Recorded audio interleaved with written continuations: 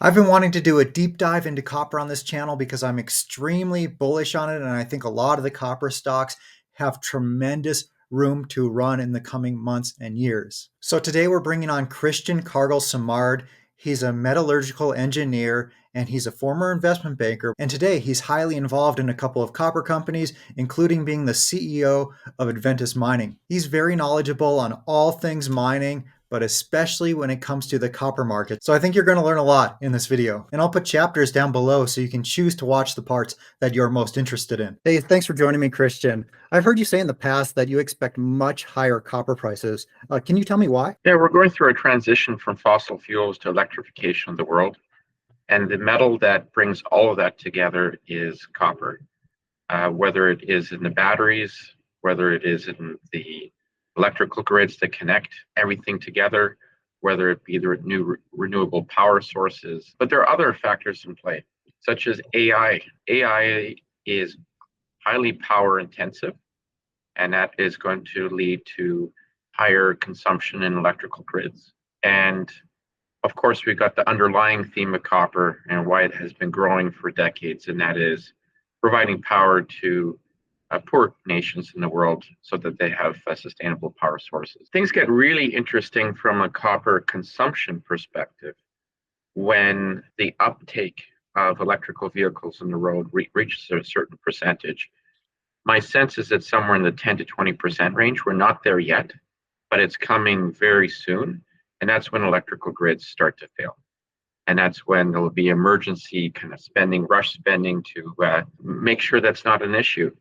I think I've heard Rick Rule say there's 1 billion people on Earth without electricity and another 2 billion people on Earth with either intermittent or unaffordable electricity. It reminds me of my friend who lives in Lagos, Nigeria, and oftentimes he only has electricity for a few hours a day. So what's it going to take to get electricity to those people?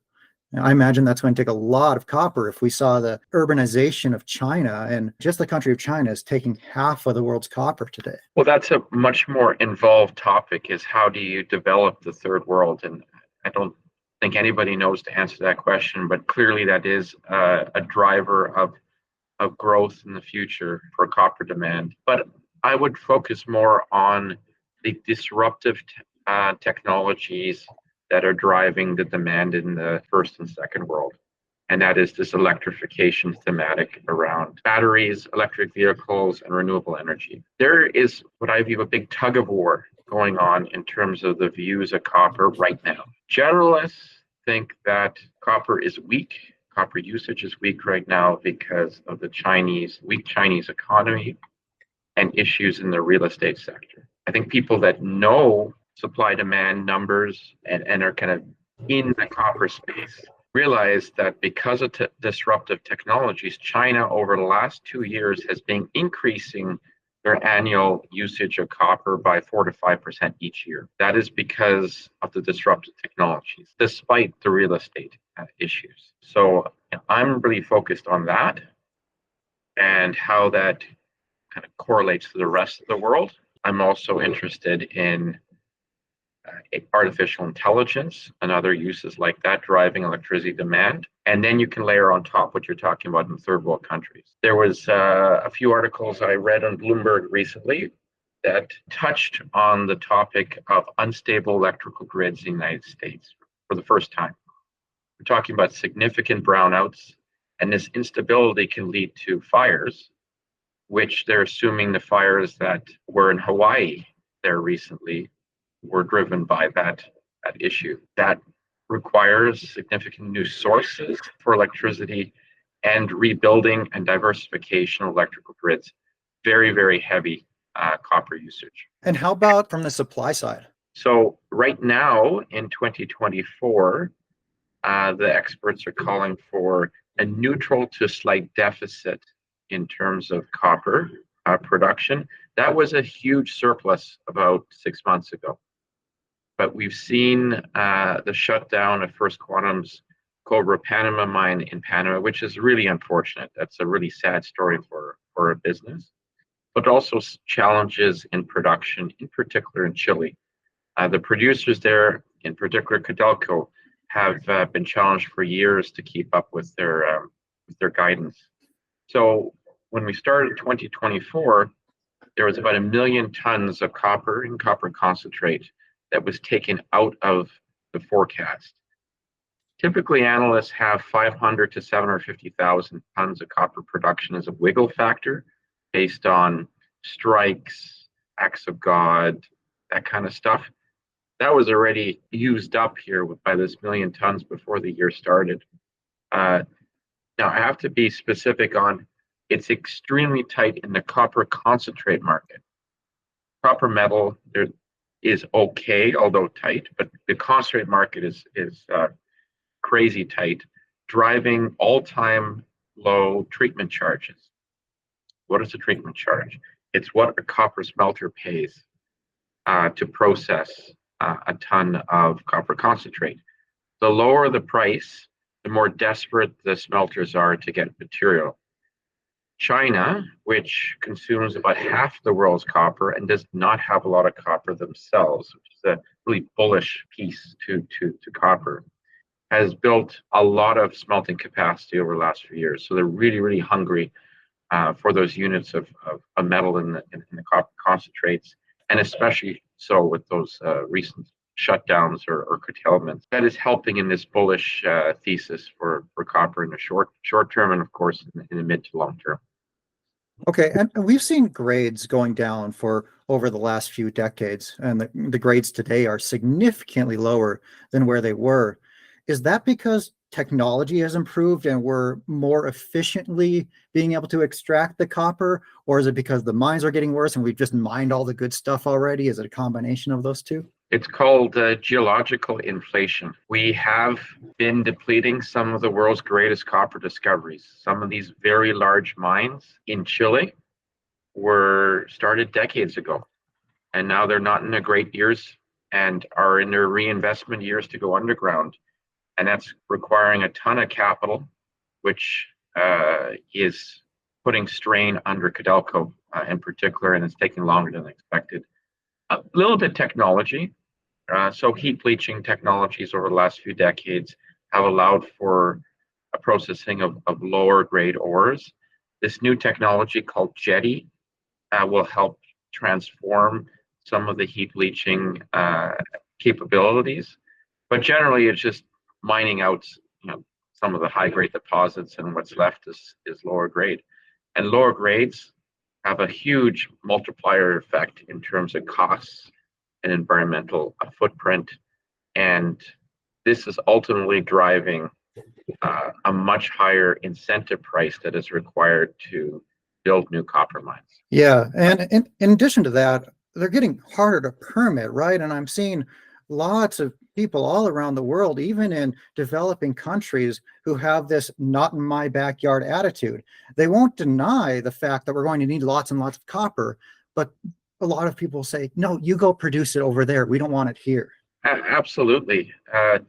We did an exercise recently looking at the top 100 copper deposits in the world. We looked at each of them in terms of which one has a chance to get developed over the next 10 years. And you could cross pretty quickly 50 of them out. Many of them will never get developed. Like you say, certain countries need it and want new copper mines and copper supply, but it's impossible to permit. The United States is probably the most difficult place on the planet to permit a major mine. The United States has some very nice copper projects. Probably the best undeveloped copper project in the world is Northern Dynasty in Alaska, and that has been the source of lots of political wrangling over the years, but I don't think that gets developed. The Resolution copper project in Arizona is another really good one, which has a significant opposition by First Nations groups. In Minnesota, you have the whole Mesabi trend with Teck and Antofagasta and now Glencore. Ironically, this is the largest concentration of 100,000 ton per day mills in the world. They're all in iron ore, but you can't get a copper mine to get developed. So those are some examples in the United States, but you're seeing this all over the world as an issue. And some of these projects are huge and they can change the politics of a nation, and also the social fabric of a country. Sometimes too big is not good in the mining space. And you've seen that with Cobre Panama. Even if you can permit it and even if you can build it, there's also the risk that after you build it, after you put those billions of dollars into it, that the people or the governments decide to take that away from you. And it's not like you can pick up and move your copper mine somewhere else. Once you've invested, your money is stuck there. So maybe the companies need to see even better returns than in the past to like make up for all that risk that they're facing should something happen in the future after they've invested all that money. Yeah, what happened in Panama is not common. So I wouldn't kind of use a broad brush in industry, but certainly that's the danger of developing mining countries, is that once the mines start, then the government wants at least a bigger share of the taxes and royalties.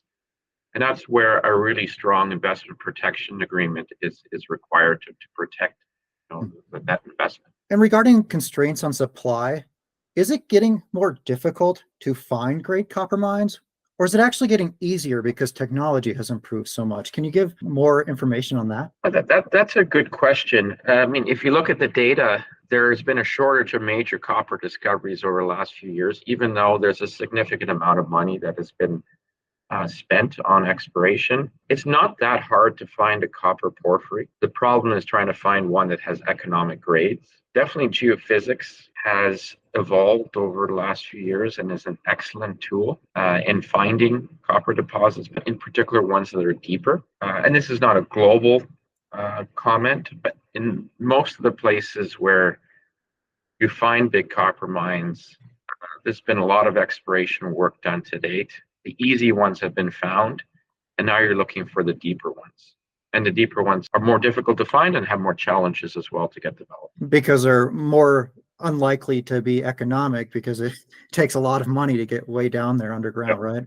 Yes. What's your take on China paying more for various mines around the world than a lot of other companies are willing to pay? Like we see some bidding wars going on, and then a Chinese company comes in and pays way more than anybody else is willing to. It seems like they're no longer taking the approach of valuing the companies based on their NAV or anything like that, and are paying more. Is it to secure their future, or? I love that question. Certain commodities are produced in a big way within China.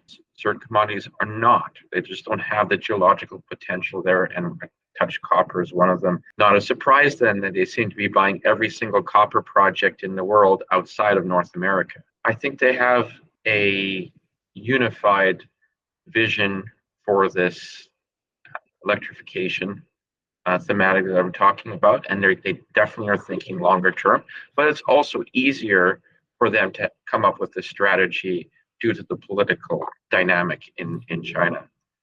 For them, it's sourcing units of metal to drive a long-term strategy and to build up their industries. And when you look at the electrical or battery metal side, electric cars side of things, they have the best technologies, battery technologies for electric vehicles, and they're currently dominating that market. It will be very interesting to see how the Western world, so North American and European car manufacturers, compete against these Chinese companies, because right now it doesn't look very good for them. So something's going to have to give in terms of subsidies from governments. Otherwise, Tesla and all these other car companies that are in the process of transitioning will really have a tough time. A big driver of that is the Chinese long-term strategy and sourcing metals, which the US government right now is trying to quickly catch up on, but it's not that easy. It takes a lot of investment for a long period of time. And if the Americans don't want to, or Canadians don't want to build mines in their backyard, it's going to be even harder to do. And while we're on the topic of cars, why don't we talk about battery metals? We've seen various battery metals spike up in price and then come right back down to earth. Is that going to happen with copper? When we see a copper spike up in price, is it just going to be a quick spike and then straight back down, or how do you see that playing out? I love that question, and I think it's very relevant for investors. I talked about the tug of war between generalist investors that copper is weak, or China is weak, so copper needs to be weak, versus those in the copper space that have a different view. What is the catalyst to get funds flow and generalist investors into the mining business? I do believe it's copper. Copper right now is the third largest mined commodity after iron ore and coal. You're looking at a business that's $200 to $250 billion. That's quite large. If we see copper prices doubling or tripling, you're going to see that business to go $500 billion to $1 trillion. That kind of move and that kind of money is too significant for generalist investors to ignore. Now, I personally have been involved in investments in companies in much smaller metal space, like zinc and nickel. Put in perspective how large they are. Even though lithium has grown a lot over the last few years, you're still in the $40 to $60 billion range. Nickel is not that far away. Cobalt is smaller. Uranium is much smaller. So a new major mine in that space can change the supply-demand balance significantly. And new technologies in the space can change the chemistry required with the different metals as well. Now, if you look at cobalt, that was the first one to really move up. That had headwinds in terms of sourcing from responsible countries, headwinds in terms of where the price went, and then ultimately where the technology went. So there was three things there. Now cobalt is in significant oversupply.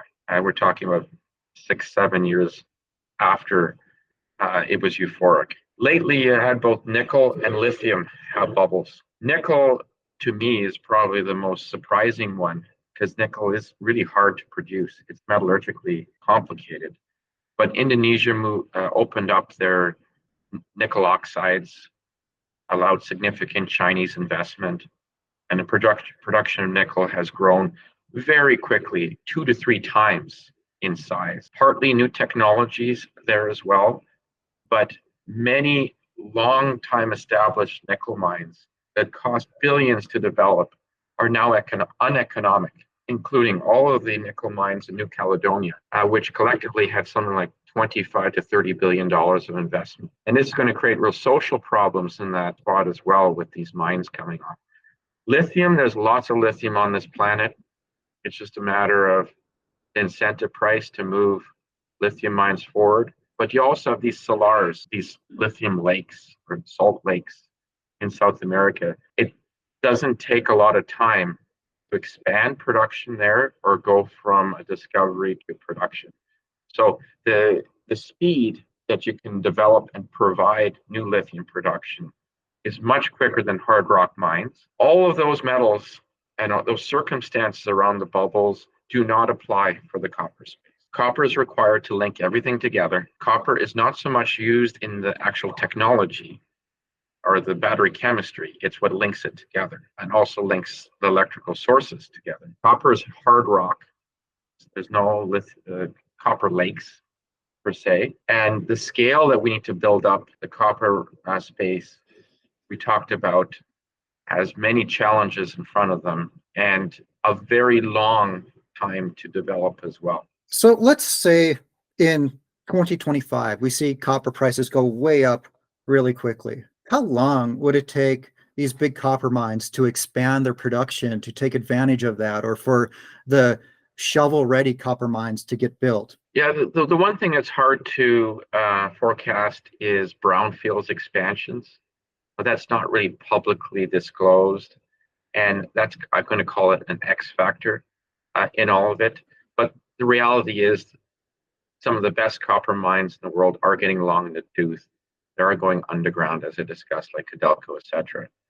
It's more interesting to talk about the greenfield opportunities. Generally, these major diversified mining companies, they love copper. They know this copper cycle is coming, but they're not investing in these big new projects because their shareholders right now are demanding still shareholder buybacks, dividends, special dividends, etc. Then the copper price is going to go up, and then all of a sudden everyone is going to want to build major copper mines at the same time, and then it's going to be a disaster because costs are going to go through the roof, and there's not going to be enough contractors and people. It's the same old thing over again. A lot of copper projects are not permitted in the development stage, so those will still have the permitting issues.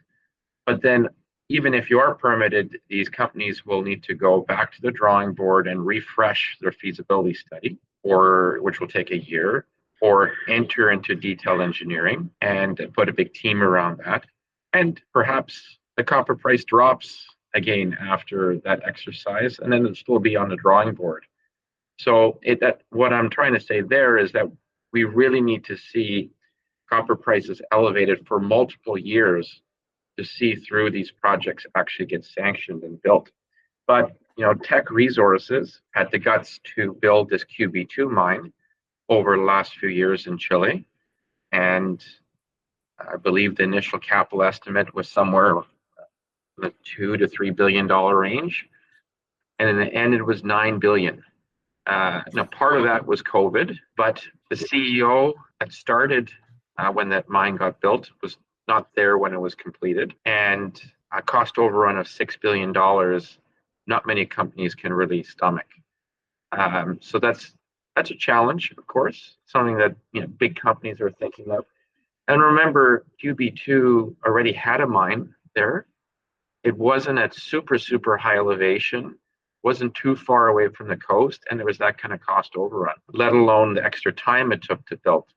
So this gives you a sense of the challenges it's going to take to really build up or to fill the demand of the future. And that's got to scare investors. Like I think it was Freeport that I've heard say that they have shovel-ready projects that have already gone through years and years of exploration. They've done the economic studies on them, and they're ready to be built. And they say that after they give the go-ahead on those, it's going to take 5 years before it's in production. And with cost overruns, like you mentioned, with Teck, 3 times the projected cost or more, you said 2 or 3 billion, and it ended up costing 9, I believe were the numbers.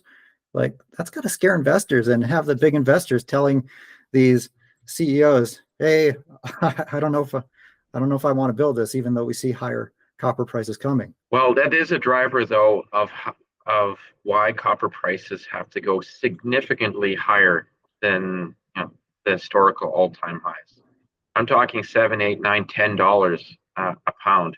Remember, this is a shift from fossil fuels. I mean, the world will use fossil fuels for a very long time, but it is a gradual shift from fossil fuels to copper. There's definitely historical data that would support a brand new range for a copper price in the future. Now, some of these copper projects are big underground block caving or sublevel caving projects. They are extremely complex, and they do naturally take longer. Rio Tinto with OT in Mongolia spent 10 to 15 years to ramp up that project with open pits and underground, and spent, I believe, $15 billion to really get going there. Those are different pieces. But some of the really biggest development projects are of that type. And you mentioned an incentive price of approaching $10. Not incentive price.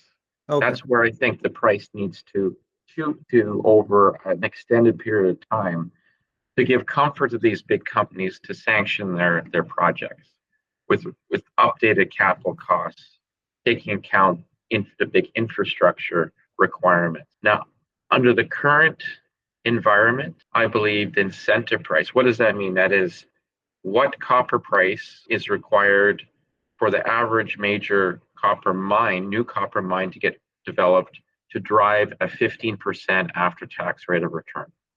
I believe that price is somewhere between $4.50 per pound and $4.75 a pound. We're currently at $3.80 per pound. That's why you're not seeing new major mines getting sanctioned. But it's not good enough to just be at $4.50 to $4.75. It needs to be significantly higher for a period of time so that the studies can be updated and the financing can be procured, and off to the races with the construction decision. What would you say to those people who don't want to invest in copper because they're afraid of a worldwide recession or something like that? Well, has China been in a recession the last 2 years? It could be argued, at least in certain parts of their economy, but copper consumption has increased year over year by a significant amount. So what I believe is, politically, one of the topics that has almost universal support is combating climate change. And how do you do that? You develop renewable energy sources and electric vehicles and other new technologies, let's say for steel, like DRI, etc. All of that requires metals, significant investment over lots of years. So you might have a recession overall, but I think that push is going to continue regardless of a recession.